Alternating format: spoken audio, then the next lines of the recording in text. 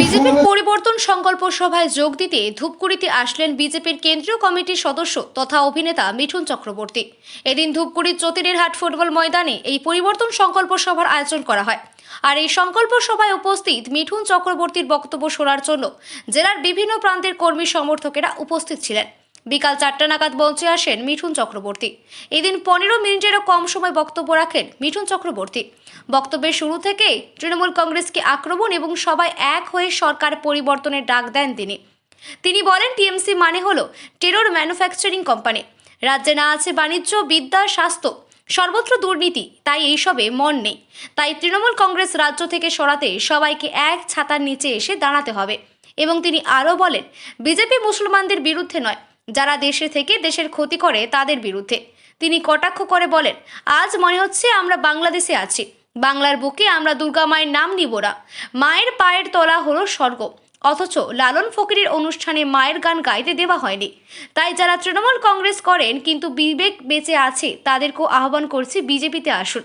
তিনি আরও বলেন, মনোমালিন্য থাকলে মিটিয়ে নিন, জয়ী হয়ে আসুন, তারপর দেখুন কি হয়। মিঠুন চক্রবর্তী ছাড়াও উপস্থিত ছিলেন জেলা বিজেপির সভাপতি শ্যামল রায়, সাংসদ ডক্টর জয়ন্ত কুমার রায়, রাজ্য বিজেপির সাধারণ সম্পাদক তথা ফালাকাটার বিধায়ক দীপক বর্মন সহ অনেকেই। আপনাদের টাকা আপনাদের দিচ্ছে, আপনারা নিন।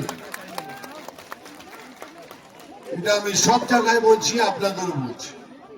এবার বহরমপুর গেছিলাম, সেখানে একটা টোটোওয়ালা এসে আমার সামনে দাঁড়ালো, বলো দাদা কেমন আছেন? ভালো আছি। তাহলে খুব ভালো আছিস তো, 1000 টাকা মাসে পাচ্ছিস, এর থেকে আনন্দের কি? বলে ধর, একটুখানি লিমিট ক্রস করলেই 1000 টাকা ফাইন। ওই টাকাটা নিয়েই আমার বাড়িতে দিয়ে যাচ্ছে। কিন্তু তাই বলে পয়সাটা ছাড়বেন না, নেবেন, 100 বার নেবেন, এটা আপনাদের পয়সা। কিন্তু আয়ুষ্মান ভারতকে কেন আটকে রাখলেন?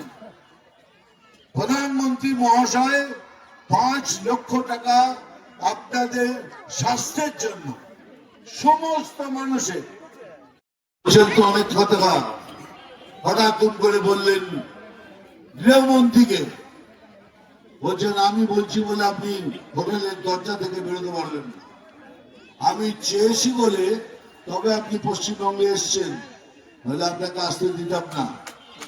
তা আমি বলছি ঠিক আছে, খুব বড় কথা, একবার পরিষ্কার ভাবে বলুন না যে আপনি গৃহমন্ত্রী, আপনাকে পশ্চিমবাংলায় আমরা এই বিজেপি কি করে সেদিন দেখবেন। এসব ক্ষমতার আওয়াজ দেখুন, ওই মাইকে লাল মেদান নেই হোগা। আমরা যদি একসাথে হয়ে যাই, তার ক্ষমতা আছে। তাই এখন সময় এসছে আমাদের বাঙালিত্ব রাখতে হবে। তারা কি করে বাঁচবে? ওই 5 লক্ষ টাকা পেলে আর আমাদের স্বাস্থ্যের এত কষ্ট হতো না।